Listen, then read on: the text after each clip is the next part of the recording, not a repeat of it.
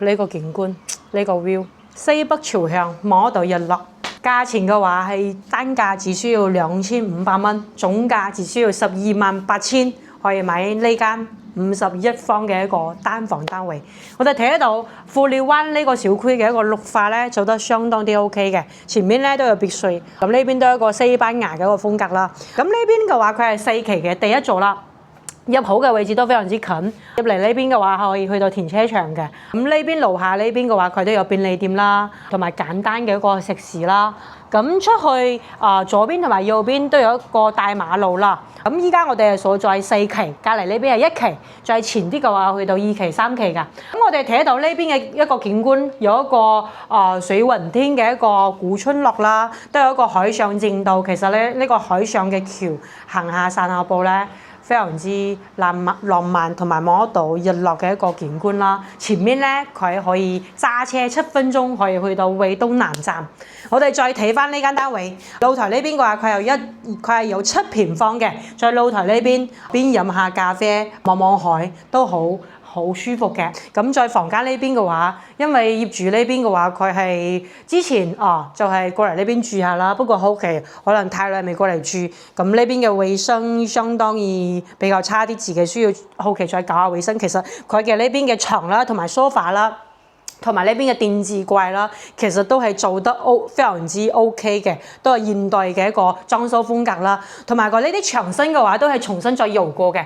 咁牆身呢個藝術漆嘅話，後面嘅話自己都可以再重新加工或者係咁樣用都 OK 嘅。同埋呢邊嘅頂自己都係做咗一個將開發商嘅一個吸頂燈啦，重新自己再買咗一個新嘅燈再裝飾嘅。咁再睇翻開發商當其時嗰個交流標準嘅一個廚房，咁廚房呢邊嘅話佢係一個開放式㗎啦。咁其實咧打開門嚟講非常之通風，南北對路嘅。出邊嘅係一個 lift 嘅位置，咁都唔會離 lift 非常之近啦。咁我哋而家關住門，再睇下呢邊嘅一個抽油煙機同埋嘅一個櫥櫃，其實都保持得比較新淨啲啦。業主咧都未過嚟呢邊煮餸，咁呢邊係一個開放式嘅廚房係用電嘅，同埋嘅話一個雪櫃，咁雪櫃係買得比較細啲啦，簡約式嘅啦，同埋呢邊有一個洗手間。咁呢邊嘅話，佢係有個全屋嘅一個電掣，相當於總開關啦，同埋嘅每一個位置嘅一個開關掣都寫得清清楚楚嘅。同埋呢邊嘅一個我哋 WiFi 嘅入戶嘅位置啦。入嚟呢邊嘅洗手間，佢係一個儲水式嘅一個電熱水器，都有大致係50升嘅，同埋嘅馬桶。咁呢邊嘅話，佢嘅沖涼嘅位置做咗一個乾濕分離，不過咧佢嘅一個玻璃呢邊爛咗，後面自己可以再重新執修，然之後再重新搞多一個門。沖涼嘅位置都係夠闊嘅，咁同埋嘅呢邊嘅一個洗手盆啦，同埋鏡啦，都係開發商嘅一個交流標準。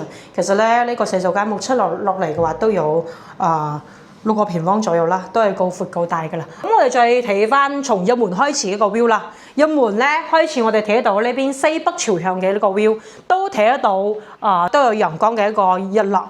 主要嚟講，佢嘅富寮灣呢邊嘅話有一個紅樹林啦。咁紅樹林呢邊嘅一個意義嚟講，都係淨化海水啦。不過住喺呢邊差啲嘅地方係冇沙灘。咁呢個小區係比較安靜舒適嘅。咁如果要買餸嘅話，樓下都有新鮮超市啦，同埋咧都可以去到對面嘅村裏邊上晝嘅6點到8點嘅時間都可以買餸，或者係去到嘅我哋前面嘅惠東南站，就係隔離嘅位置啦，有稔山市場，市場比較大啲咯。有買海鮮本地客家菜式嘅一個選擇比較多啲咯。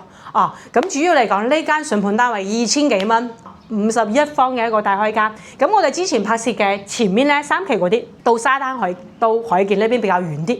咁我哋呢間單位係非常之近海景，咁佢係單價只需要2000幾蚊。好多人問2000幾蚊可以買得到點樣嘅單位？咁依家呢間單位就係2000幾蚊。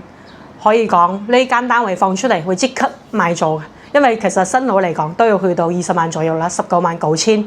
咁佢嘅依家嘅價錢嚟講非常之筍盤。如果有興趣可以隨時聯繫我哋。